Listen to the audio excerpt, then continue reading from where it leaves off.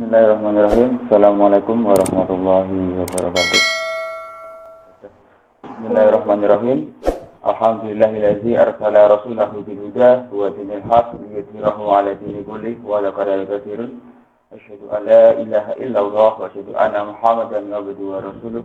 Allahumma shalli 'ala Muhammad wa 'ala ali Muhammad. Rabbi shrah li sadri wa yassir li amri wahlul 'uqdatam min lisani yafqahu qawli. Amma ba'du.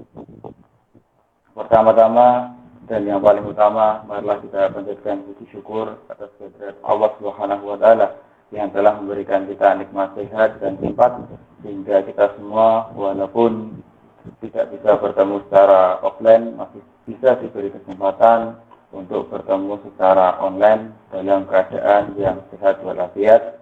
Dan apabila teman-teman ada yang sakit, semoga penyakitnya segera diangkat oleh Allah dan diberi kesembuhan sehingga dapat melakukan aktivitas seperti biasanya lagi. Dan yang kedua, sholawat dan salam tak lupa selalu kita haturkan kepada Nabi Muhammad SAW yang senantiasa kita tunggu syafaatnya di akhirat nanti. Ya, terima kasih kepada rekan-rekan semua mungkin yang telah mau menyempatkan waktunya untuk kita sama-sama sharing apa itu ya belajar. Saya juga masih belajar. Sebenarnya saya di sini juga sedikit kurang percaya diri karena mungkin teman-teman ilmunya di atas saya. Saya cuma sharing-sharing aja, mungkin nanti bisa menambah semangat kita, motivasi kita untuk menjadi lebih baik lagi.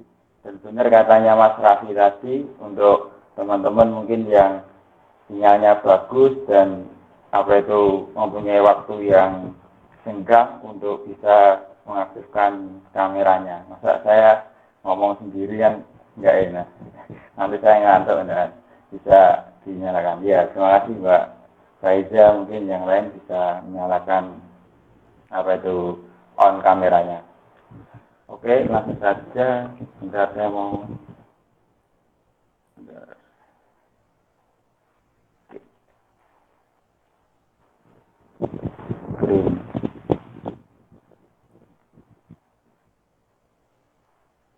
Gimana teman-teman, kelihatan nggak? Kelihatan. Kelihatan nggak?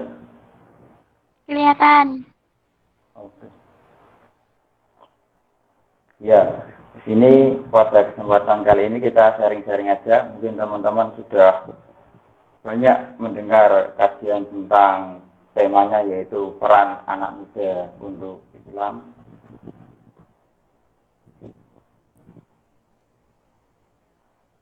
Ya, sedikit saya bacakan mungkin untuk materinya kepada teman-teman yang mungkin belum bisa gabung tapi sudah tak share di grup, mungkin bisa dibaca-baca.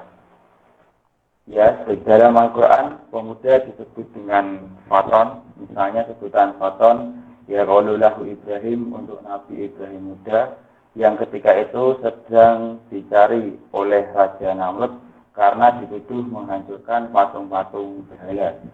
Juga sebutan fityatun untuk para pemuda Ashabul Kahfi. Sedangkan dalam hadis pemuda disebut sebagai syab. Misalnya dalam hadis 5 perkara sebelum 5 perkara lainnya. Sabako qobla haramika, masa mudamu sebelum masa tuamu. Sebelum saya lanjutkan sedikit tadi itu tentang Nabi Ibrahim, bahwa seperti yang kita ketahui bahwa semangat Nabi Ibrahim di waktu muda itu sangat luar biasa. Semangat Nabi Ibrahim di waktu muda itu sangat luar biasa. Sehingga mungkin pelajaran dari Nabi Ibrahim bisa kita petik. Selanjutnya juga dalam hadis 7 golongan yang mendapatkan naungan Allah. Siap nasihat afi'i ibadatillah, pemuda yang tumbuh besar dalam ibadah dan taat kepada Allah. Sebenarnya pemuda itu kalau dari mungkin psikologi perkembangan, teman-teman yang semester 2 masih sering mendengar dari Bu Mahasri itu tentang perkembangan usia mulai dari bayi, dari tahap fase remaja, fase dewasa dibagi menjadi 3, yaitu dewasa dini atau dewasa awal, mungkin nanti fase dewasa madya dan dewasa akhir. Nah, untuk yang disebut pemuda itu rata-rata masuki pada waktu fase puber atau fase remaja yang berusia sekitar 10 sampai 17 tahun, dan fase dewasa awal yang berusia antara 18 sampai 40 tahun. Seperti yang kita ketahui bahwa Nabi Muhammad itu mendapatkan wahyu kerasulan Nabi sekitar umur 40 tahun. Al-Quran juga dengan indahnya telah memberikan kisah teladan para pemuda Gua Ashabul Kahfi yang terkenal kokoh iman dan teguh pendirian dalam memegang prinsip kebenaran Allah Subhanahu wa Ta'ala. Memujinya dalam ayat yang artinya, kami kisahkan kepadamu Muhammad dengan sebenarnya, sesungguhnya mereka adalah para pemuda yang beriman kepada Tuhannya, dan kami tambahkan petunjuk kepada mereka. Quran Surat Al-Kahfi ayat 13. Teladan pemuda idaman juga telah dipertunjukkan oleh Nabi Ibrahim ketika masa remajanya, seperti tertera di dalam kalam-kalamnya. Artinya mereka menjawab, kami mendengar seorang pemuda yang mencela berhala-berhala itu yang bernama Ibrahim. Quran Surat Al-Anbiya ayat 60. Rasulullah SAW memberikan jaminan keselamatan di akhirat kelak, antara lain kepada pemuda yang menghabiskan masa mudanya untuk beribadah kepada Allah Subhanahu wa Ta'ala, pemuda yang gemar melakukan aktivitas ibadah di masjid, dan pemuda yang sanggup menahan gejolak nafsunya manakala berhadapan dengan godaan syahwat perzinahan. Perlu kita ketahui bersama, kita garis bawahi. Saya juga mendengar kajian dari salah satu Syekh Ali Jaber, almarhum Syekh Ali Jaber, yang mengatakan bahwa kita itu sekarang berada pada zaman fitnah dan zaman nafsu. Dikatakan oleh beliau bahwa Allah itu lebih mencintai pemuda yang taat daripada orang tua yang taat. Kenapa seperti itu? Karena pemuda itu nafsunya lebih besar. Di sini disebutkan yaitu dari godaan syahwat perzinahan. Nah, rata-rata zina itu dilakukan oleh pemuda, dan rata-rata zina itu bisa terjadi karena mengatasnamakan cinta, ya, kan seperti itu. Sebenarnya kan yang namanya cinta, ya, itu kan letaknya kan di dalam hati, dan kalau yang berbicara soal cinta itu ya harusnya diseriusi dan dinikahi, bukan untuk disakiti dan ditinggal pergi. Otomatis perzinahan, otomatis itu mesti embel-embelnya yaitu embel-embel cinta, kebanyakan seperti itu. Dan para pemuda itu, apa itu ada sebutan seperti ini. Apabila dia modal cinta kalah dengan restu orang tua, maka bayi yang berbicara. Seperti itu. Dan dalam Jawa itu ada fenomena LKMD atau mungkin lamaran keri matang bisik. Nah, seperti itu. Nah, otomatis karena seperti itu kan, jadi zina itu sangat, memang dosanya itu sangat besar, dan rata-rata pelakunya itu adalah apa itu pemuda. Tidak menutup kemungkinan mungkin enggak pemuda pun juga melakukan, tapi kebanyakan ya yang melakukan itu pemuda. Otomatis kalau seorang pemuda itu bisa menahan hawa nafsunya, bisa menahan apa itu rasa nafsunya, mungkin akan bisa lebih baik. Nah, kan ada beberapa kajian itu yang mengatakan kalau seumpama sudah tidak bisa menahan hawa nafsunya, kan kalau sudah mempunyai seorang yang dirasa dicintainya, kan bisa dengan cara yang baik, yaitu dinikahi. Tapi seperti yang saya katakan tadi, rata-rata apa itu modal cinta itu memang kalah dengan restu dari kedua orang tua. Akhirnya pemuda itu nekat dan bayi yang berbicara, seperti itu. Nah, kita memberikan penekanan ya sebenarnya kepada orang tua, maksudnya orang-orang tua kita. Mungkin kalau kita nanti sudah cukup umur dan kita sudah merasa pantas untuk berumah tangga, ya kita jelaskan baik-baik dengan orang tua. Apa maksud dan tujuan kita? Supaya kita terhindar dari yang namanya perzinahan. Kan rata-rata orang tua itu kan memandangnya kan dari segi harta. Yo, yang namanya pemuda awalan kan nggak mungkin langsung sugih, loh. Itu kan yo dalam proses. Mungkin teman-teman bisa tanya sama orang tuanya, ibu bapaknya dulu waktu pertama nikah itu udah punya apa. Kadang saya juga tanya sama orang tua saya itu, bapak sama ibu waktu nikah ya belum punya apa-apa. Tapi setelah nikah ya istilahnya bisa bangun rumah, atau bisa menyekolahkan saya sampai sekarang. Nah, itu suatu bukti dari Allah bahwa rezeki itu setelah nikah itu ada rezeki. Maka jangan takut untuk melakukan ibadah pernikahan daripada zina tadi, seperti itu. Dan di sini digarisbawahi pemuda yang gemar melakukan aktivitas ibadah di masjid. Nah, masjidnya apa sih? Teman-teman sudah tahu masjidnya tempat ibadah. Tapi kita bisa tengok fenomena sekarang, ya kan, fenomena sekarang itu rata-rata masjidnya itu sepi. Ya emang karena mungkin ada himbauan dari pemerintah soal pandemi, ya bisa jadi juga. Tapi kalau kita bisa lihat azan subuh, zuhur, asar, maghrib itu ya rata-rata yang azan ya memang orang tua. Nah kita kan istilahnya sebagai pemuda, kita bisa ambil hikmahnya. Sekarang kan kita kan belajarnya kan nggak di kampus, mungkin teman-teman belajar di rumah, istilahnya online. Nah online itu kan teman-teman berada di desanya masing-masing. Nah itu bisa menjadi kesempatan yang baik buat teman-teman.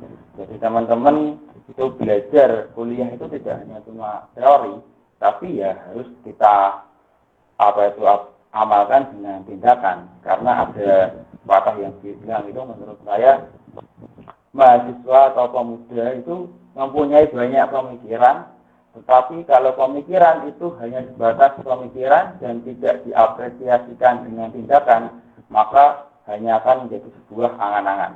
Nah, jadi walaupun teman-teman mungkin punya pemikiran yang luar biasa, punya gagasan yang luar biasa, bisa bicara A tekan Z, bisa istilahnya tahu ilmu, tahu ayat, tahu hadis yang luar biasa, tetapi tidak ada tindakan dalam aplikasi dalam kehidupannya teman-teman, yaitu hanya menjadi angan-angan dari teman-teman aja, nggak ada imbasnya untuk masyarakat secara khusus dan secara umum untuk agama Islam ini. Dan alhamdulillahnya seperti yang kita ketahui bahwa HMP mempunyai program yang luar biasa, yaitu masjid di Masjid Lemusir salah satunya. Alhamdulillah TPA-nya juga sudah lumayan. Kemarin pas saya ngajar juga itu ada salah satu mbak-mbak, kalau nggak salah namanya Mbak Frida, itu juga udah kelas 5 atau kelas 6 itu juga tak suruh bantu ngajar karena kemarin kurang pengajar. Nah seperti itu alhamdulillah ada istilahnya sudah ada gedut lah dari generasi muda untuk bisa memakmurkan apa yang ada. Itu tak tambahin lagi, nanti tak sambung, takutnya kemalaman. Ya, di sini ada sejarah. Mungkin ya namanya sejarah seperti yang dikatakan Bung Karno, yaitu jas merah, jangan melupakan sejarah yang diingat. Kalau kita mengingat masa lalu, bisa untuk memperbaiki masa depan. Seperti itu. Ini lintasan sejarah para sahabat Nabi Muhammad yang masih muda, radhiyallahu memiliki andil dan peran yang sangat besar dalam menyebarkan Islam. Di antara mereka ada Abdullah bin Abbas, Abdullah bin Umar, Abdullah bin Amr bin As, Mu'adz bin Jabal, dan Zaid bin Thabit, yang mereka ini telah mengambil dari Nabi SAW berbagai macam ilmu yang bermanfaat, menghafalkannya, dan beliau menyampaikan kepada umat sebagai warisan dari Nabi mereka. Di sisi lain ada Khalid ibn Walid, Al-Mutsana bin Harithah, Asyid Syaibani, dan selain mereka yang gigih dalam menyebarkan Islam lewat medan pertempuran jihad di jalan Allah Subhanahu wa taala. Seluruhnya mereka adalah satu umat yang tegak melaksanakan beban kewajiban mereka kepada agama. Umat dan masyarakat mereka yang mana pengaruh atau hasil usaha mereka masih kekal sampai hari ini, sampai bisa kita rasakan dan akan terus-menerus ada dengan izin Allah sepanjang Islam itu masih ada. Seperti Rasulullah SAW, kita memiliki sosok seperti Umar bin Abdul Aziz yang menjadi khalifah sebelum berusia 35 tahun karena keadilan dan kebijakannya dalam memimpin, sampai-sampai ia dijuluki sebagai khalifah Rashidah yang kelima. Kita juga mengenal Muhammad Al-Fatih yang dalam usia belia memimpin penaklukan Konstantinopel. Adapun di masa kontemporer, kita mengenal sosok seperti Hasan Al-Banna, seorang pemuda yang mempelopori Al-Ikhwan Al-Muslim, wajah pengkaderan dan pergerakan kepemudaan yang paling berpengaruh di dunia.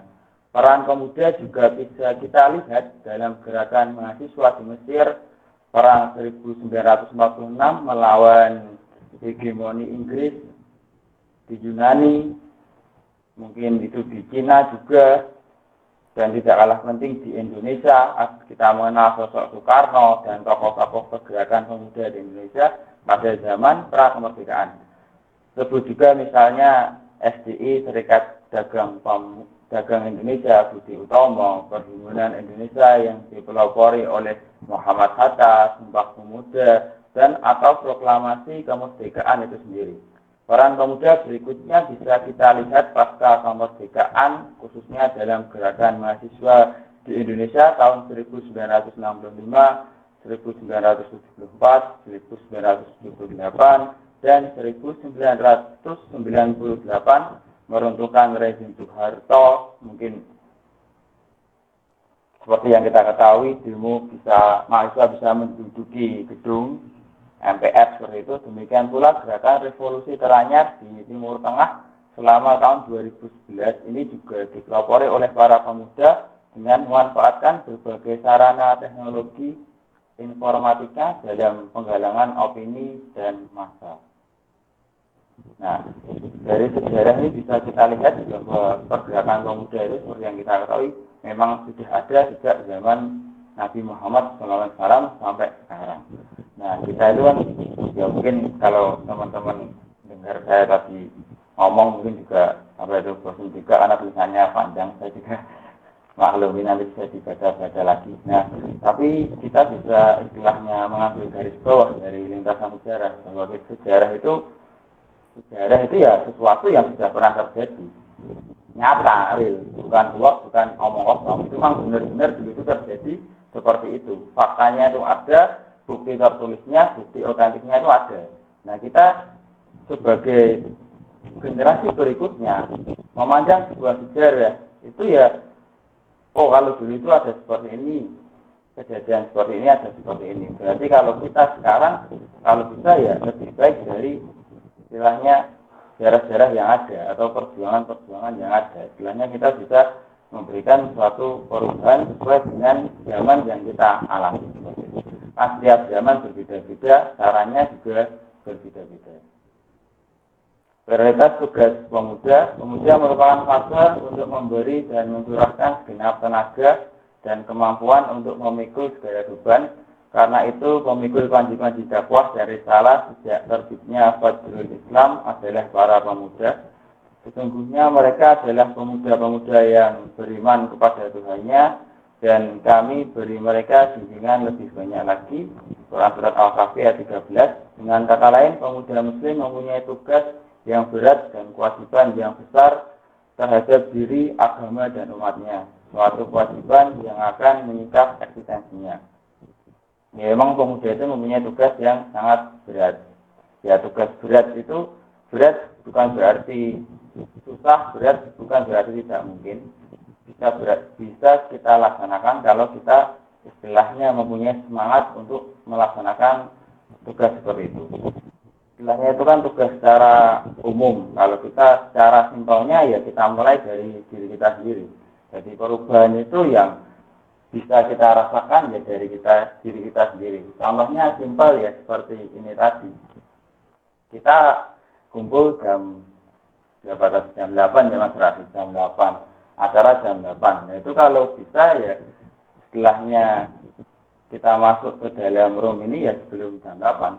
jam 8 kurang 10 kurang 5 itu ya diharapkan bisa, sehingga acara itu bisa terlaksana mulai dari jam 8. Itu hal yang simpel aja soal waktu, mungkin sering dibahas berkali-kali juga, teman-teman juga sudah tahu juga bahwa disiplin waktu atau on time, tapi sesuatu yang selalu diulang-ulang itu akan teringat di dalam kepala kita. Tapi kalau kita seperti yang saya katakan tadi, kalau itu hanya menjadi sebuah pemikiran, ibaratnya ada pembagian waktu lah, ada teknis waktu, kita mempelajari itu dengan teori, kita baca berkali-kali, kita ikut seminar di mana-mana, kadang kita ikut kajian di mana-mana, tetapi kalau tidak kita aplikasikan dengan tindakan, yaitu sama saja. Saya juga masih belajar, mungkin sering kelas atau sering gimana, tapi saya pesan kepada diri saya sendiri khususnya dan kepada teman-teman pada umumnya untuk kedepannya ya, kalau HMP, kalau kita mengadakan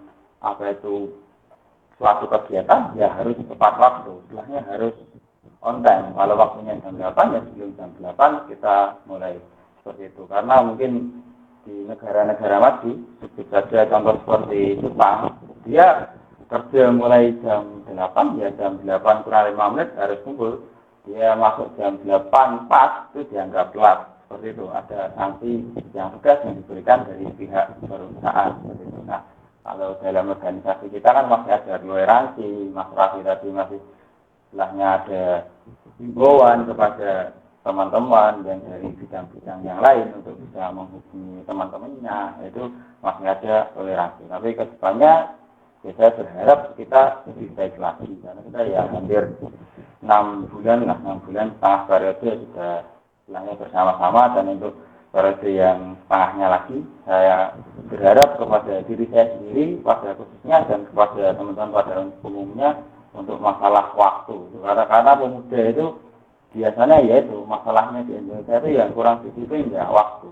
Itu dari dulu, dari istilahnya dari orang-orang tua kita, kebiasaan molor itu memang sudah menjadi kebiasaan, karena orang luar negeri pun, Jepang itu menganggap orang Indonesia itu lambat, gerakannya tidak cepat, nggak bisa on time. Nah, itu banyak sekali teman-teman kita mungkin yang bekerja di perusahaan-perusahaan atau mungkin sekolahnya di tentang kemiliteran yang disiplinnya tinggi, yaitu akan mendapat sanksi yang tegas seperti itu.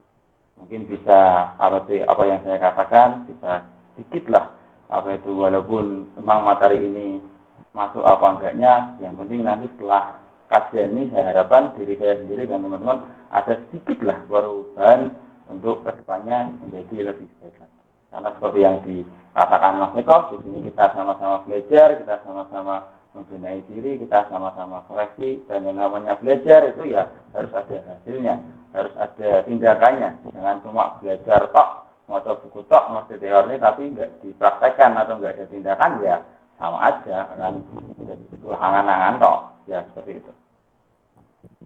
Nah di sini ini jam berapa nih? Oh nanti paling jam 9 ya, 9 tak selesai. Ya kemalaman. Ya ini peran pemuda Islam dalam sejarah Indonesia. Saya bacakan, nanti saya garis bawahi. Peran pemuda Islam dalam sejarah Indonesia, sebagaimana diketahui, Islam merupakan ajaran yang mengatur hampir semua aspek kehidupan, tak terkecuali aspek kehidupan berbangsa dan bernegara. Islam mengajarkan umatnya tak hanya mencintai agamanya, namun juga cinta tanah airnya. Dalam sejarah Indonesia, peran pemuda Islam sudah tak perlu diragukan lagi. Di zaman kemerdekaan, para pemuda yang semangatnya digerakkan ulama turun ke medan perang mengusir penjajah dari tanah air, meski harus dengan pengorbanan jiwa raga. Perjuangan pemuda Islam bahkan bisa ditelusuri sejak era prakolonial, masa kolonial, dan pasca kemerdekaan. Di saat penjajahan tak lagi eksis, peran pemuda Islam ikut berkontribusi pada pembangunan dan kemajuan bangsa dan negara.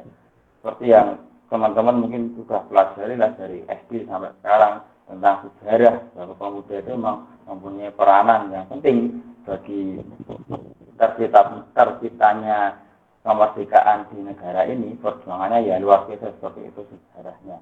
Nah, apa itu yang bisa kita perbuat, ya sebagai kita generasi yang sekarang, istilahnya kalau apa itu mungkin di story IG itu Indonesia agak butuh wong netre ya, butuh ya wong sing bakoh. Indonesia agak butuh orang sing gak kuat gitu ya, sing bakoh seperti itu ya. Nah, kalimat seperti itu, motivasi seperti itu bisa kita jadikan motivasi dalam diri kita. Islam adalah agama mayoritas di Indonesia sehingga memiliki potensi people power yang besar untuk mengubah arah pembangunan tanah air. Ya sering kita lihat juga emang benar Islam mempunyai mayoritas penduduk di Indonesia, dan sekarang itu kalau mungkin teman-teman searching tentang apa itu jumlah pemuda Muslim itu sangat banyak sekali, sangat banyak. Sehingga dari beberapa pihak itu ada pihak yang sengaja memanfaatkan pemuda itu untuk istilahnya kepentingannya dia, kepentingan pribadi. Seperti kemarin mungkin teman-teman tahu pada waktu pemilu itu kan apa itu pemilu awal atau pemilu yang orang yang nyoblos yang baru nyoblos itu rata-rata pemuda itu sangat banyak, sehingga banyak partai-partai politik itu yang memang memanfaatkan pemuda itu. Karena pada sejatinya seorang anak muda itu ya kalau dalam psikologi perkembangan itu kan dia sedang mencari identitas. Nah terkadang Islam itu sudah memberikan contoh seperti tadi sejarah ada sahabat-sahabat Nabi, ada pahlawan kemerdekaan. Itu dirasa oleh pemuda itu mungkin gak keren. Contohnya mengikuti lah, bosan nih, sehingga dia mungkin menonton sesuatu hal yang di luar dari Islam. Nah, itu memang sengaja dibuat istilahnya kaum non-Muslim untuk bisa menghancurkan Islam. Nah, dia itu istilahnya melemahkan sektor Islam. Dia itu melihat, contohnya gini, kalau sholat subuh, ya, sholat subuh itu kalau yang sholat itu banyak pemudanya, istilahnya musuh Islam itu dia takut.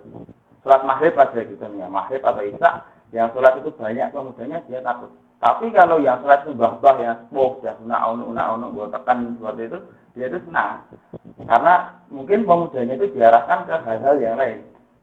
Mungkin apa itu, seperti kita ketahui bahwa terjadinya perzinahan itu karena berbagai macam putus film dewasa. Itu sudah menyebar luas di apa itu di Indonesia. Bahkan anak-anak kecil pun kadang sudah mengakses hal sesuatu yang belum pantasnya diakses. Itu memang sengaja dia merusak kaum mudanya. Apalagi dalam pembelajaran daring seperti ini, berat kita pembelajaran offline aja kadang diterangi guru aja nggak paham, apalagi online ya potway. Saya semester 2 ya paham nggak paham kan seperti itu. Nah itu memang menjadi senjata dari orang-orang, dari kaum-kaum istilahnya yang ingin melemahkan Islam, tapi dari sektor pemudanya. Kalau kita tidak bisa istilahnya mempunyai prinsip yang kuat, nah istilah mau melu-melu kancane ini. Kalau istilahnya mungkin kita kan pemuda dalam sektor mahasiswa, dalam lingkungan mahasiswa, tapi kan kadang-kadang kalau nongkrong itu kan mungkin temennya bisa campur antara pemuda yang biasa, enggak mahasiswa, masyarakat biasa itu.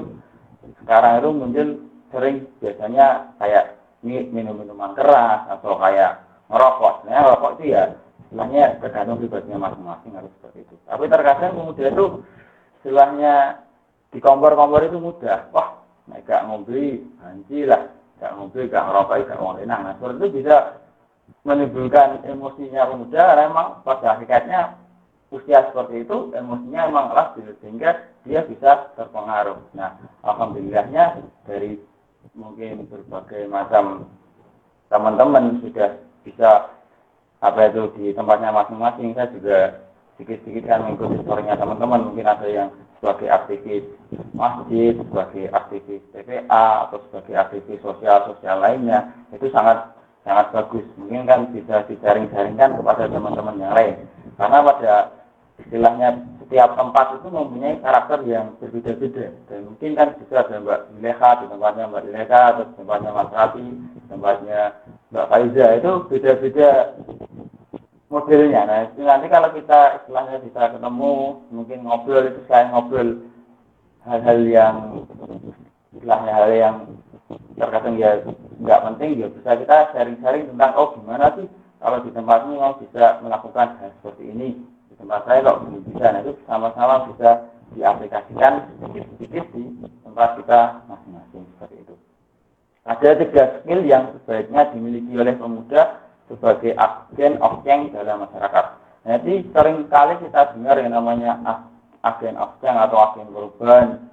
Pemuda, mahasiswa itu orang yang bisa melakukan perubahan. Seperti itu berkali-kali, kadang mungkin beratus-ratus kali kita dengar hal yang seperti itu diulang-ulang terus. Apa sih? Yang pertama yaitu konseptual skill berupa kemampuan menciptakan ide dan gagasan atau perubahan. Seperti yang saya katakan tadi, kalau teman-teman mempunyai ide atau gagasan, yaitu harus bisa sedikit-sedikit diaplikasikan dalam tindakan. Sekarang banyak pemuda-pemuda yang sangat luar biasa, mempunyai terobosan-terobosan yang bagus banget. Contohnya apa itu? Mungkin di sektor industri makanan, sekarang banyak pemuda yang mempunyai ide yang luar biasa, yaitu Jumat itu dia bisa ngasih Jumat berkah, atau dia bisa ngasih makanan gratis kepada orang-orang yang membutuhkan. Nah itu salah satu terobosan yang bagus. Dari antara jualan Senin sampai Minggu 7 hari, 1 hari itu bisa istilahnya, walaupun mungkin kalau jualannya nggak banyak gitu, ada yang jualannya masih kecil, dia target kalau Jumat itu dia buat, semuanya saya jualan ayam geprek atau apa, nah Jumat itu saya buat paket 50 paket gratis, ya udah itu disediain di depan toko saya 50 gratis. Nah nanti yang ngambil ya cuma terbatas di 50 orang, kalau selesai ya udah habis seperti itu. Nah itu bisa ditambah tiap minggunya, mungkin dari 50 jadi 60 atau 70. Nah jadi istilahnya perubahan-perubahan yang seperti itu yang bisa kita lakukan, ya harus kita lakukan. Kan nggak semuanya ya yang diharapkan semuanya nanti kan kalau lulus dari PAI kan mungkin jadi guru agama, ya kan, dengan SPD. Tetapi kalau apa itu mungkin mempunyai skill yang lain, contohnya ada yang sekarang selain jadi agen of change kan mungkin jadi agen jilbab atau agen LPG atau mungkin agen yang lain, ya banyak agen-agen sekarang nggak masalah, kan mempunyai istilahnya dia mempunyai keahlian di bidangnya masing-masing. Yang diharapkan ya semuanya menjadi guru pendidikan agama Islam yang baik. Tapi kalau nanti guru bisa istilahnya SUE mulang, sore ini bisa nyambi yang lain, itu diharapkan bisa mempunyai terobosan-terobosan yang bisa diterima di masyarakat. Yang kedua, teknik skill berupa kemampuan teknis yang dibutuhkan sebagai solusi atas berbagai problematika masyarakat. Jadi pemuda itu harus bisa memahami apa sih solusi, apa sih masalah yang ada di lingkungan kita, dan kita sedikit-sedikit bisa istilahnya mengudari masalah itu dan menemukan solusi. Seperti yang saya katakan tadi, bahwa setiap daerah itu mempunyai tingkat-tingkatnya masing-masing, permasalahannya masing-masing. Nah mungkin kalau kita bisa daerahnya sini kita bisa sharing dengan saya bisa sharing dengan Mbak Adiba atau sharing bisa dengan Mas Eko, antara Klaten dan Solo itu mungkin kan beda. Nah itu hal-hal yang perlu bisa diterapkan dan mungkin bisa diterapkan. Yang ketiga yaitu hubungan skill berupa kemampuan berinteraksi atau berkomunikasi dengan manusia lain dari berbagai komponen masyarakat yang akan diajak untuk melakukan perubahan bersama-sama. Seperti itu. Di sini ada tokoh pemuda, bisa dibaca sendiri, saya bacain satu aja. Usama bin Zaid, 18 tahun, memimpin pasukan yang anggotanya adalah para pembesar sahabat seperti Abu Bakar dan Umar untuk menghadapi pasukan terbesar dan terkuat di masa itu. Di sini ada 10, nanti bisa dibaca sendiri di tadi materi yang dasar. Di sini selain pemuda itu kan mesti ada pemudi ya. Pemuda ya wong lenang, muda, laki-laki. Kalau pemudi ya istilahnya cewek atau muslimah. Kan karena dalam Islam itu wanita merupakan makhluk yang mulia. Dilansir dari itu sebenarnya kedudukan wanita dan pria itu setara. Tidak ada perbedaan antara keduanya dalam hal perbuatan. Pria maupun wanita memiliki hak yang sama sehingga keduanya tidak pantas untuk didiskriminasi. Seperti yang kita ketahui bahwa wanita itu memang tercipta dari tulang rusuk. Yang tulang rusuk itu ya berbentuk tulang. Memang kita memahami seorang wanita itu ya emang sulit. Kadang apa itu captionnya WKWK, tetapi aslinya dia lagi menangis ya, seperti itu contohnya. Itu banyak sekali. Nah, kalau kita bisa bisa mengarahkan wanita itu dengan baik, bisa sharing-sharing dengan baik, dengan bahasa yang lembut. Banyak sekarang kaum muslimah, kaum wanita itu yang memberikan perubahan yang sangat luar biasa kepada istilahnya pemuda dan kepada Islam pada umumnya seperti itu. Dan di sini ada tokoh wanita itu ada berapa tokoh, ada 4. Ya nanti mungkin bisa dibaca sendiri, sudah jam 9. Tak cukupin aja, mungkin teman-teman yang lain ada yang mau sharing-sharing atau mungkin saya ngomongnya kecepatan atau gimana ya besok insya Allah bisa tak terbaca lagi.